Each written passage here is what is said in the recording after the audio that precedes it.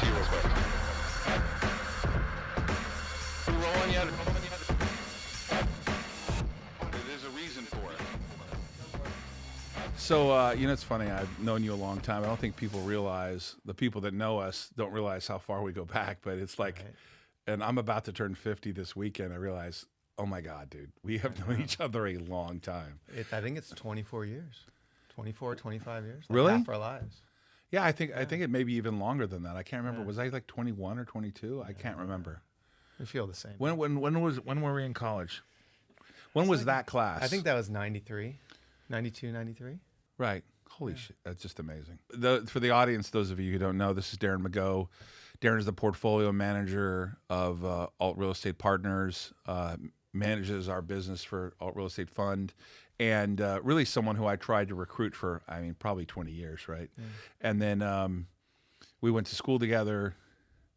I think we've lived in Huntington Beach for some time together at one point. You've done a lot of cool things. That's what I've always admired about you. Yeah, nothing ever bothers you. It's so funny. They're weird. It's a little weird to interview you. Yeah, up to LA.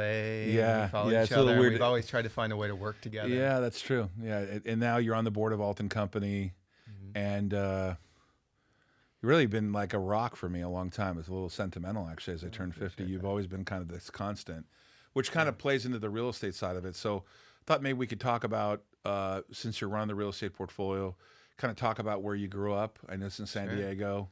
I didn't really know you then. Although I know a lot of your friends, you seem to hang around only the beautiful people. I don't know where you get all that from. It must be in your DNA. But yeah, let's talk about the first 25. I want to talk about the first 25. Yeah, that sounds good. Yeah, born and raised in San Diego. Parents were from Chicago, but found San Diego when my dad was a Marine. Went there for training. Said, "Wow, it doesn't snow here.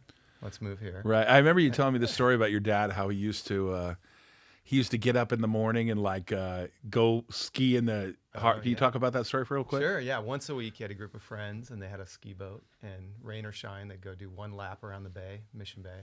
No matter how cold it was. Every Thursday morning. Oh, right. So he was a disciplined Marine. I got to be dragged out to that as a kid, resisted, and now I'm so thankful. I love Right. the water. Oh, did you go out on the Thursday mornings? Yeah. Oh, you didn't tell me that part. There was phases where I'll give you $10 if you try. Just get in the water. And Did you kid did you- wrapped in a blanket? Did you get in? Yeah. Yeah. Absolutely. Oh, right on. Okay, it's so a your good way to dad, grow up. and mom met in Chicago? They went to high school together. Wow. Yeah. And then after Vietnam, they settled in San Diego. I was born. I have a sister 3 years younger. My dad was a real estate agent, then a broker, sold commercial real estate. Right. Got into, my mom was an agent as well. Right.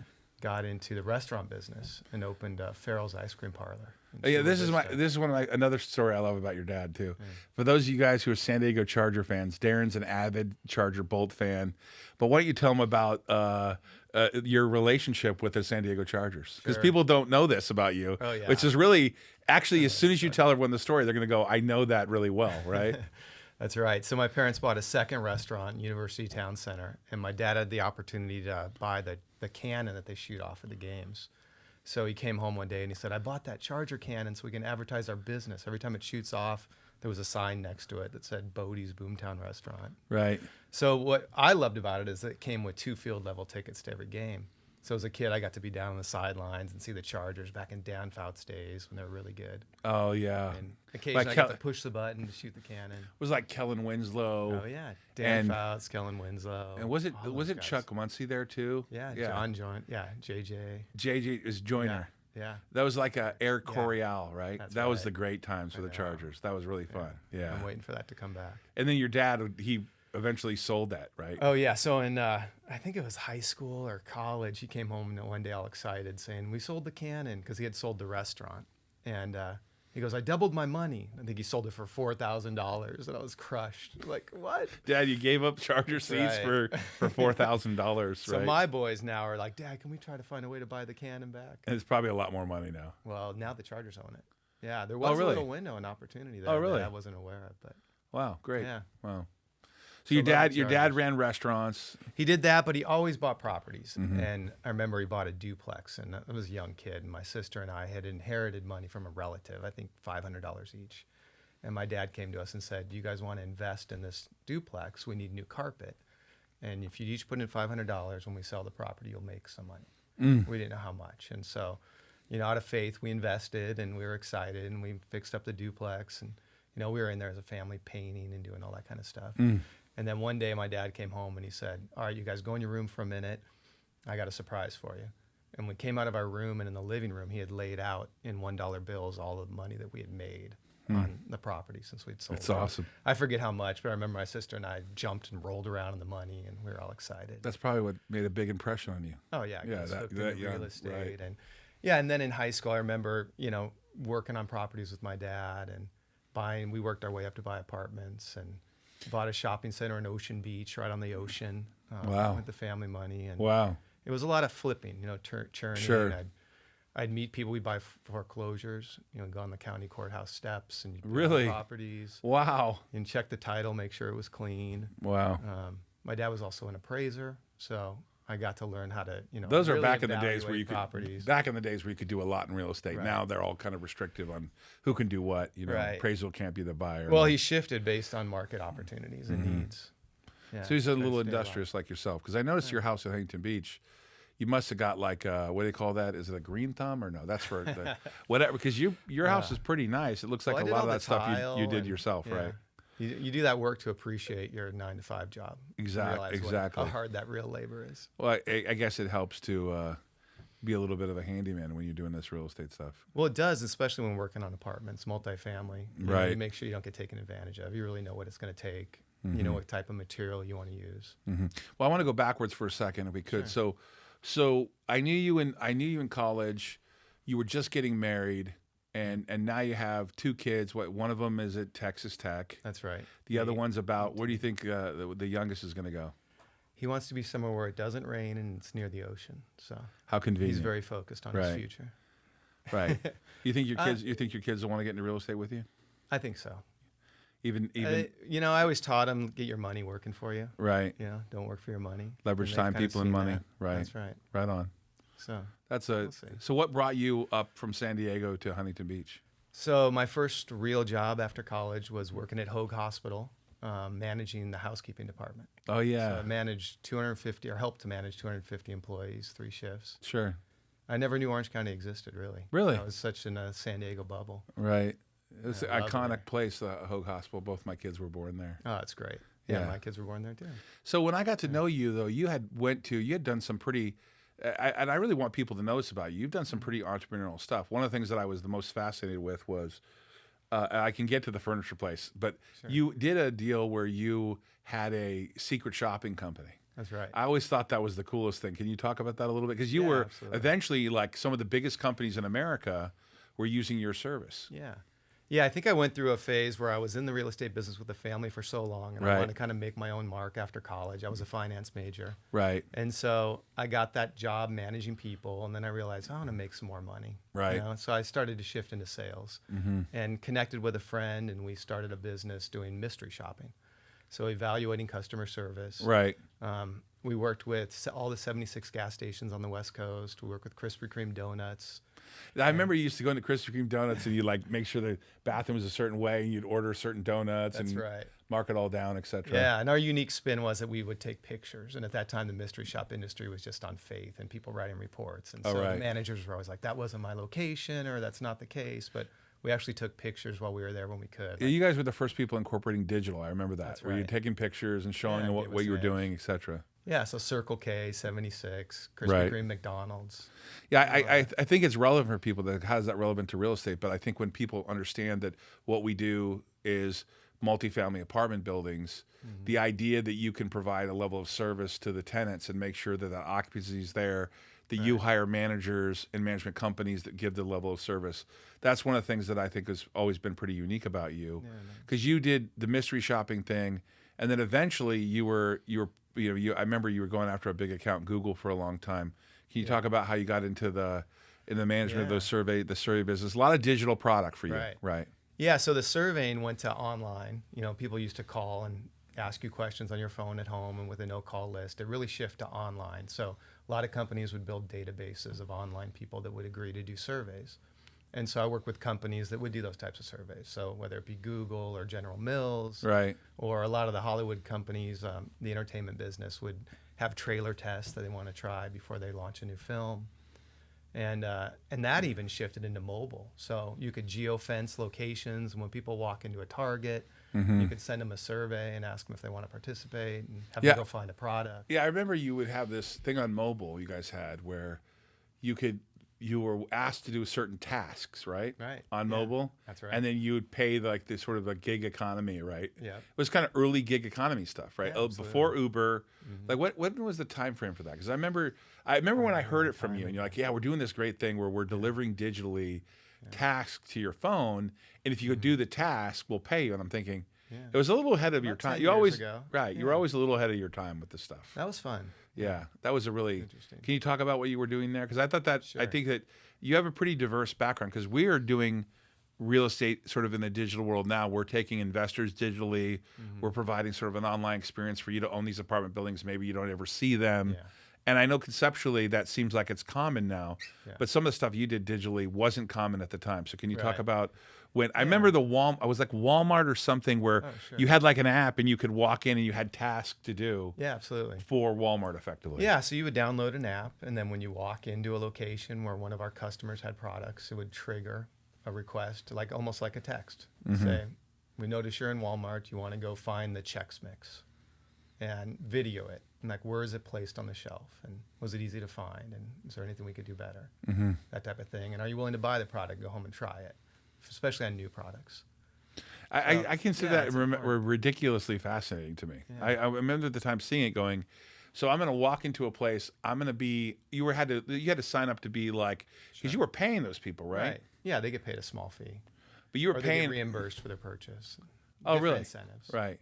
Yeah, I don't know if people realize that, but that was really like a really transformational thing where you're paying them to go do that. Really, so you're cutting edge digital at the time. Well, yeah, and I think you're right. It transforms into real estate. Like, it really came from the what I learned at Hogue.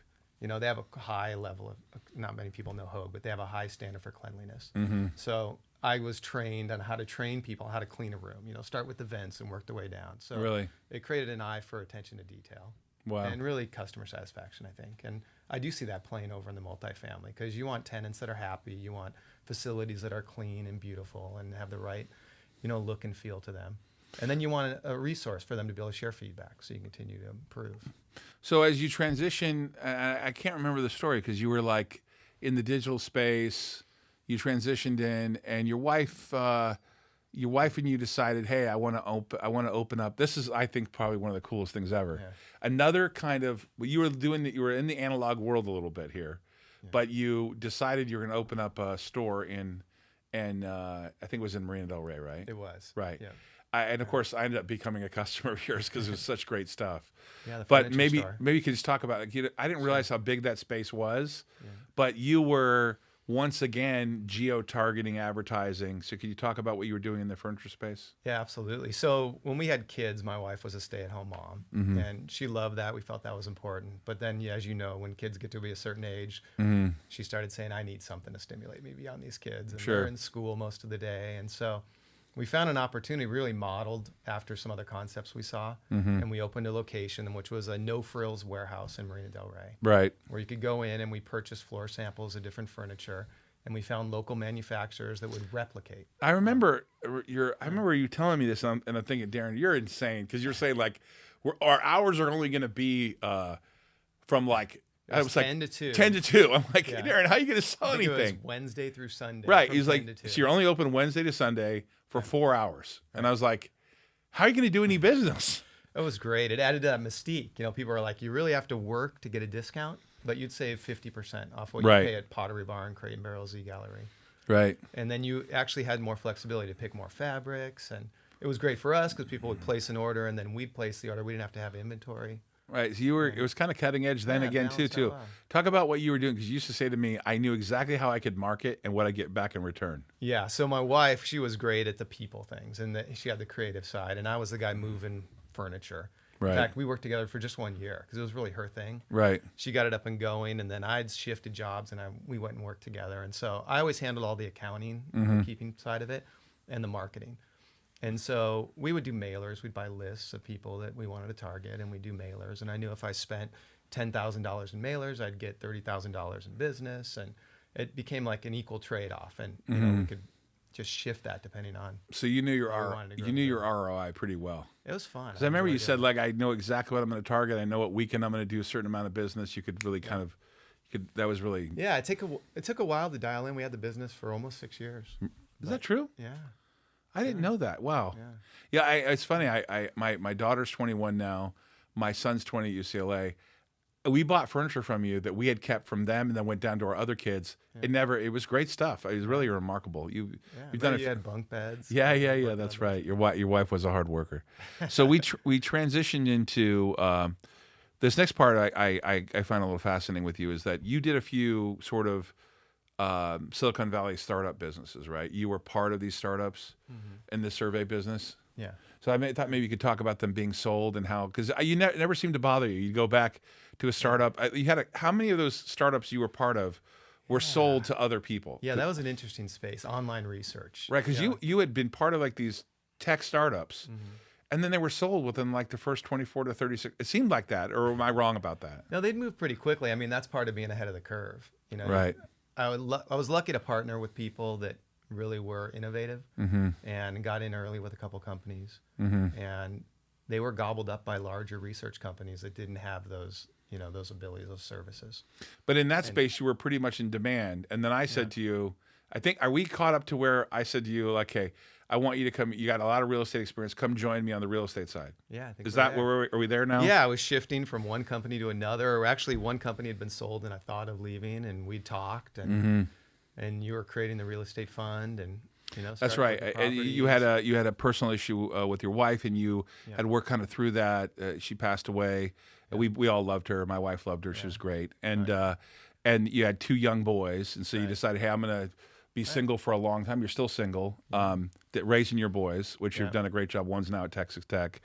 But then you decided to finally come back to the real estate space, which I think is fascinating. You did all this other stuff, got out of your system, and then your dad kind of affected you to like, hey, because when the people that know you and I know me as kind of crazy and know you as like a steady rock, right? So in the real estate space, I kept saying to you, hey, I need you to be steady while I'm going crazy, right? Yeah, and you'll equally balance me out. Yeah. So what made you what changed your mind about deciding to get back in the real estate space? Yeah, I think you're right. Everything happens for a reason, and my wife got sick. We fought cancer for 6 years, and it was really a blessing that I had a job where I was working at home, managing a sales team. Right. It was perfect timing. And then the boys were, they were 10 and 12 when she passed. And so I just focused on the boys. Wow, yeah. Yeah, now they're 17 and 18. Wow. Yeah, so they're so independent now. So it was really, we connected at a time where they were really finding their independence. Right. I felt like I'd found my groove.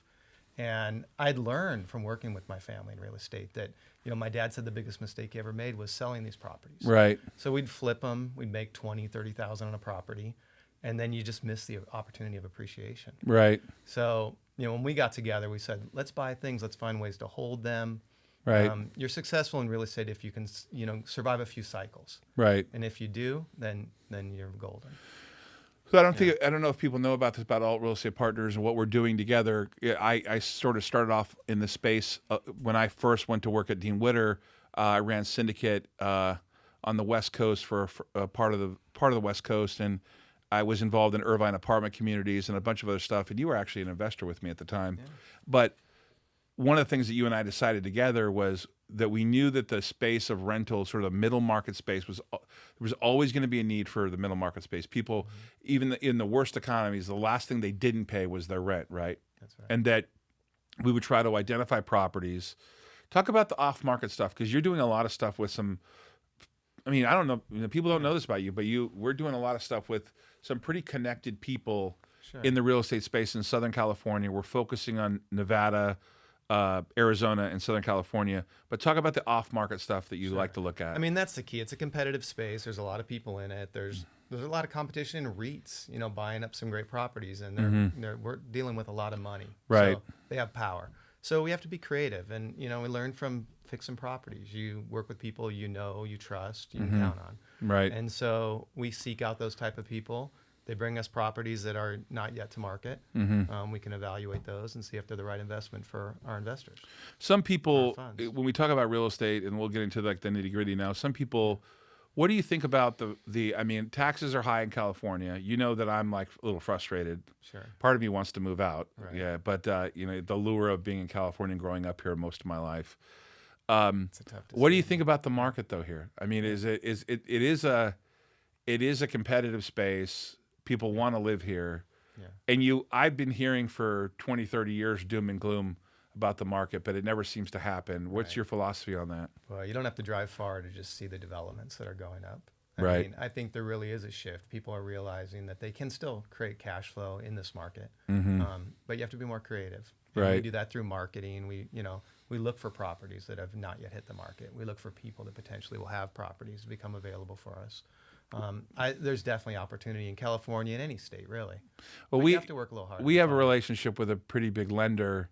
I think that gives you some off-market stuff too, Sure. right? That's a good Yeah, relationship. you get a good lender that can help finance your deals, but they also can bring you properties. It gives us a big advantage. So you don't have the fear that you hear from other people saying about, well, is California done? Is it too expensive? Migration out of the state. You still see it as a No, great even opportunity. with the different rules on rent increases, I think it's all reasonable and stuff we can manage and work within. What do you think of Grant Cardone? You know, obviously you both of you and I know him. Sure. I spend a little bit more time with him than you do, but we both are in the same space with Cardone Capital. Right. What do you think about his philosophy on, only have debt that's paid by others, be the landlord, Yeah. and you go rent? Yeah. What do you think about his philosophy on don't buy a home, rent? Well, he's saying put your money to work for you, and I think Right. that's smart. And then what he really preaches is cash flow. Right. And that's what we are after, right? Right. Cash flow and non-traditional appreciation. So a REIT or an equity will fluctuate with the market. We want things that are less that fluctuate less with the market. But what do you think would have happened? I mean, let's call Grant out for what he is, right? Okay. What do you think would have happened if you would said to Wanima, "Hey, we're going to sell our house with all this equity. We're going to buy apartment buildings, and we're going to go rent a house." Oh, it's a lot harder to do with Well, a spouse. how would that have would went, That would right? have been a few weeks Right. of conversations. Right. So do you think Yeah. Grant's kind of like, it's It's he's non-traditional, right? Right. We've been brainwashed one way, and Right. he's challenging our thinking, which is the magic of you Grant. are a diplomat. you're going to Right. be like a mayor somewhere or something, or a politician or a senator I someday. don't know about that. Yeah, that was I'll good. stick in the properties. That was good. I like that a lot. So, I'm pretty excited about Arizona. I'm pretty excited about Nevada. What do you think you want this to grow like? Because I have my own vision of it, but really you're the portfolio manager. I'm helping, I handle the financing, but you're really the guy who's going out and looking at the properties and trying to figure out what makes sense, et cetera. So where do you think we want to expand? I mean, like, if in a perfect world, over the next, call it 5 years, what do you want the funds to look like? How many properties you want to have? And this is unrehearsed, Yeah. obviously. So I'm Right. really looking for you to say Right. what you really think about the development of the fund and the number of properties you want to have. Sure. Well, we developed the fund based on our tenants, and I'm excited about the tenants that we see. So we have people that don't think like we thought. They don't want to buy a house with a big backyard. And when I talk to developers, I mean, there's developers right here in Orange County that are changing their whole plans. And they're reforming their streets, and they're saying, you know what, we're not going to build homes with a lot of space. We're going to put them close together because those are selling. Right. And those people that are buying these homes don't want any maintenance. They don't want a backyard to have to deal with, or lawns to mow and that type of thing. Right. And so when we look at multifamily, we want beautiful properties where people are there and they have a pool, they have a gym, they have all the amenities, but they don't have to do the work. Right. Right. And so You're really people catering aren't buying the homes. catering to that millennial kind of person, right? And that's why it's such an opportunity for us right now. Right. And it's such a blooming group of people. And so we're going to buy multifamily. We're going to make them beautiful communities that people can live in and be comfortable in, and have their kids' parties in the clubhouse and just feel at home. So let's switch to the investor side. So it's only been a few years. You saw Grant raise, I think, $200+ million on 506C. For those of you who don't know this is crowdfunding, where you can advertise as long as you're accredited. You can raise money from accredited investors that have $1 million net worth, excluding their home, $200,000 of income individually, or $300,000 combined for the last 2 years, and are expected to make that the following year. You can raise money from them. What do you think about the advent of crowdfunding? I think it's kind of changed the game. I never really discussed it with you, but what do you think of the crowdfunding aspect? And then from that, what do you think the investors should expect in terms of the relationship, because this goes back to customer service and what you've been doing your whole life. Sure. I think you're perfect for this, but I want the investor Yeah. to understand what it is you hope to accomplish for them. Right. Here's what I've seen. So those people that invest typically would have an investment advisor. They're paying 1% too, and they're getting returns that they have to live with. You know, and the investment advisor will give you that talk at the end of each year that the market really took a hit, but we're lucky to have not lost. Right. You know, or it made 3% or Right. 6% if you're lucky, type of thing. Right. And so a lot of those people with wealth are now saying, I can do better. And there are vehicles out there where I can invest directly and I can be a partner. So rather than having your investment advisor divide your money up, and if you say you want to be in real estate, he throws it in a REIT and you pay fees and you get a fair rate of return, but nothing that you can write home about. And so now those that invest with us feel empowered. They're taking control of their money. They're putting it in an opportunity that has an IRR as high as 12, 15%. And they're expecting sort of a 6% sort of baseline. And with the market, we've been able to deliver on that. So basically, they get a monthly check. I don't know if people know about this, but if they're inside, they own the real estate.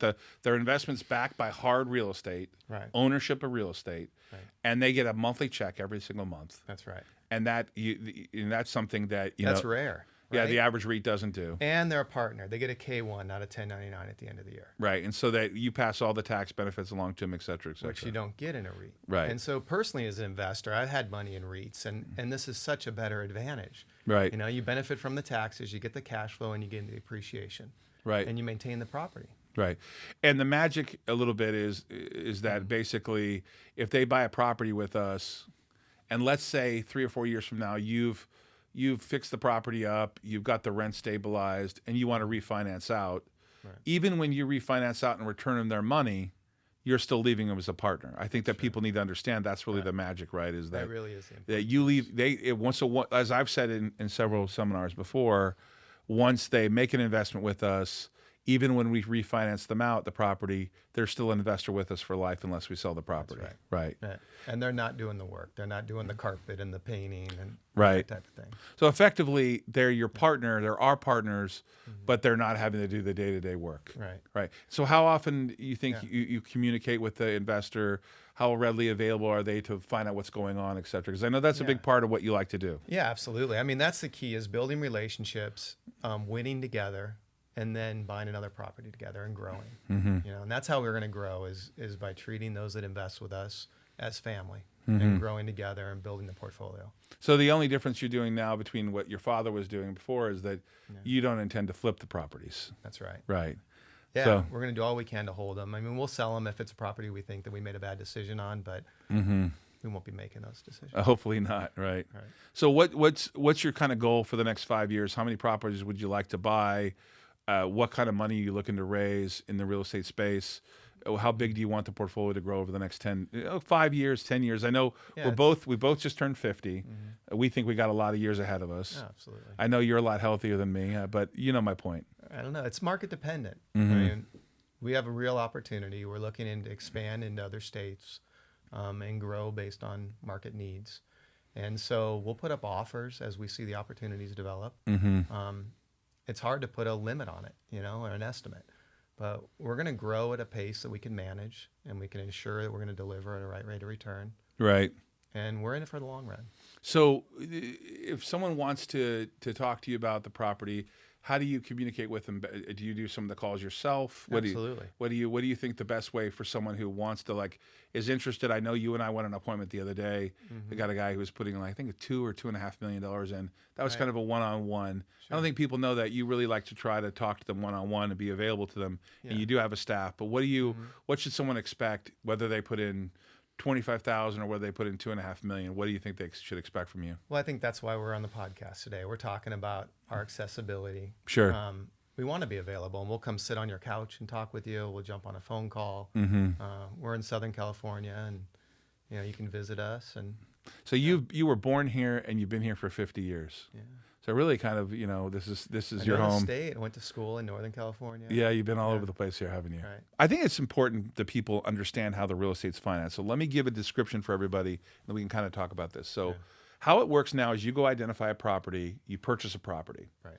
Then we now we own, the fund owns the property, and we let individual investors, and it's, well, usually high net worth, we do let institutions in, but we let individual investors, High net worth. right, buy into the fund, and then their money goes into the fund, and they own part of that real estate directly, right? That's right. And for the audience, I want to talk about with Darren. This fund we just set up recently is raising $50 million. Yes. We know that'll buy about $150 million worth of property. Where do you go for if you get $50 million and you need to keep reserves, where do you go for the other $100 million? Because I think people need to understand that they're the equity partner. We partner with institutions. So talk about what you're doing That's there. right. Yeah. Yeah, we try to partner with really strong institutions with a history and a reach throughout the country. We've found some good people here locally, so we can sit at their desk. We can really crunch the numbers together. Right.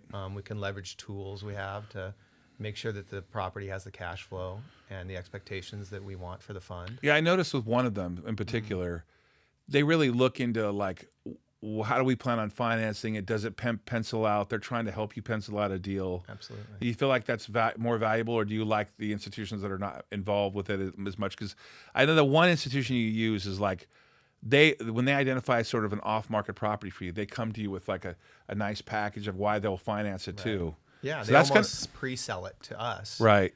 And they know what we're looking for, so they know what to bring us. Right. I thought that was maybe you could talk about one of the competitive advantages they offer you too, because I know recently you were at a luncheon with them, and you get like, I don't think people realize about you, but you being here for 50 years, your family in real estate, the connections you have to Ferrari and other things, they're just amazing.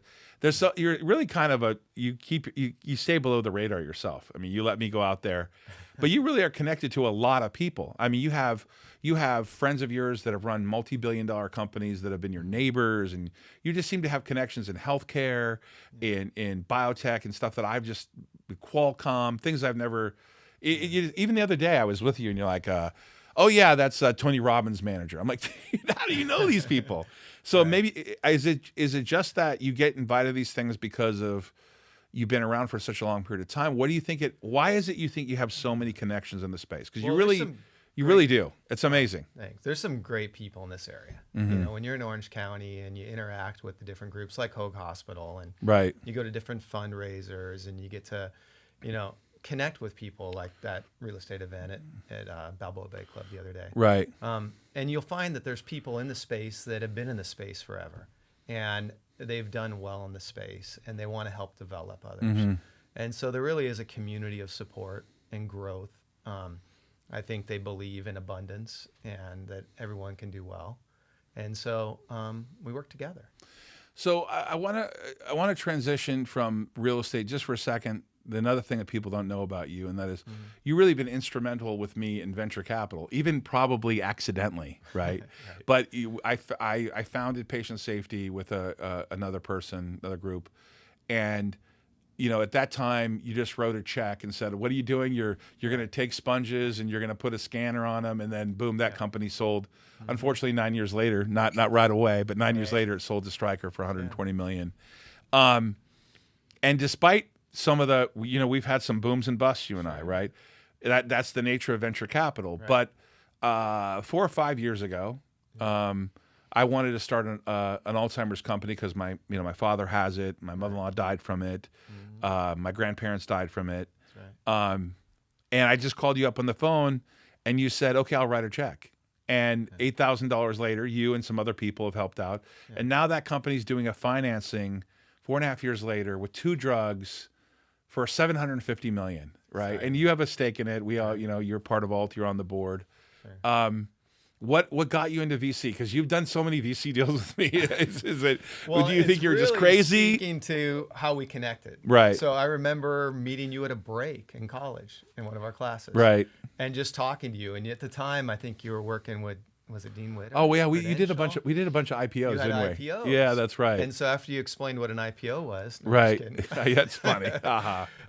I gave you some money, and I think you almost doubled it. Yeah. So I gave you a little more, and you did it again. Yeah, we've And- had some booms and busts though. Yeah, you've been. Well, I was a finance major, so I know the risk reward model. Right. And I trust you. But You've you- always won in the long run. But and you've done well. had some. But you and I, you yourself in your career have done some VC stuff, even with your career, like going to a startup, and you've invested in startups, knowing that they could go to zero. Had a couple that didn't go to zero. Have one now that looks like it could be. I mean, almost the money doesn't matter, right? If what we think is going to happen with this drug helps Alzheimer's patients, then it has a big meaningful impact. Yeah. I know you're really big on MTIX, those machines. You went to Italy. Right. You know, I keep forgetting this. You went to Italy with That's me, right. to see the machine and see the manufacturing. It's amazing. Yeah. Oh, I remember this story. You know, we were at Bianco. Mm-hmm. I remember all the lights and all that. Yeah. They were doing something. What were they doing? What was it like? It's a big event for their new it was facility. a new plant, Big right? opening. Right.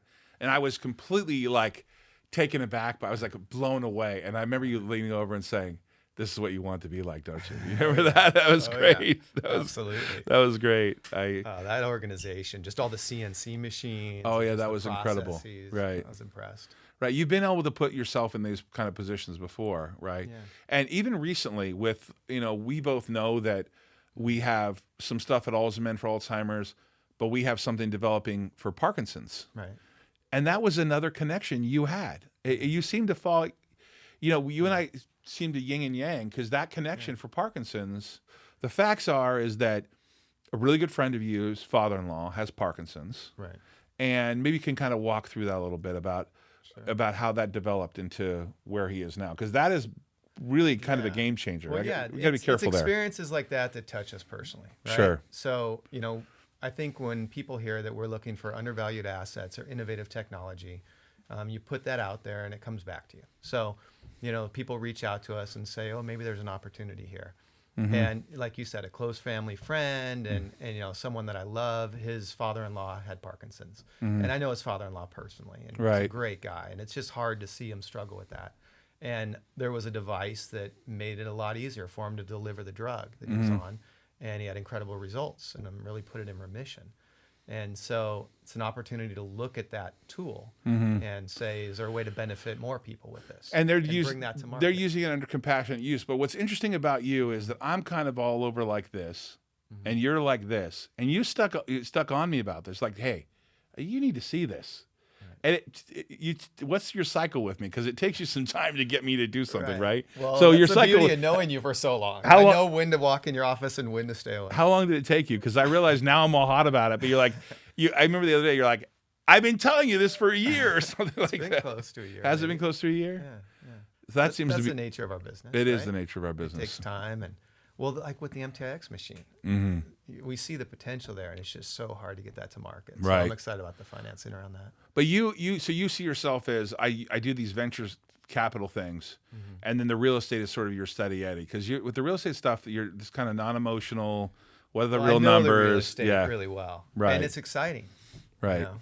So you get to dip your toe in one water. So that's kind of the way it is with being a shareholder at Ault. You get real estate, and you get the venture capital stuff, and you get the Right. crazy stuff that happens, et cetera. Sure. Right. Keeps the days interesting. I mean, my real focus is the real estate, but I love to do what I can to support the other. Well, I wanted to do this podcast because I think that a lot of times when people think of Ault & Company and what we're doing here, my relationship with you, and they see you and you're in the background, that how important you are to helping me and the company and what we've done so far. We've had failures, we've had successes, but you kind of stick with it. And I wanted people to see the side of the person that was running the real estate side and understand how consistent you are and how you've been here for 50 years in Southern California and raised 2 kids and are the calm one of the crazy, right? Well, thank you. Right. Yeah. Well, I appreciate this. This is great. And hopefully you're going to be doing some of your own stuff in real estate, some of your own training, some of your own communication with people. I know that that's something that you're kind of getting used to. You've always Really been ramping up the marketing. right. You've always been a little bit of like, I don't have to be out there in the front a little bit. Sure. This time you're going to be a little bit more in front and talking right. about the things you do and the connections you have. I'm always available too. All right, so, man. Yeah, I'd encourage our investors. All right. This is a good time. We'll do it again. All right. Thanks, buddy. Appreciate it. We rolling yet?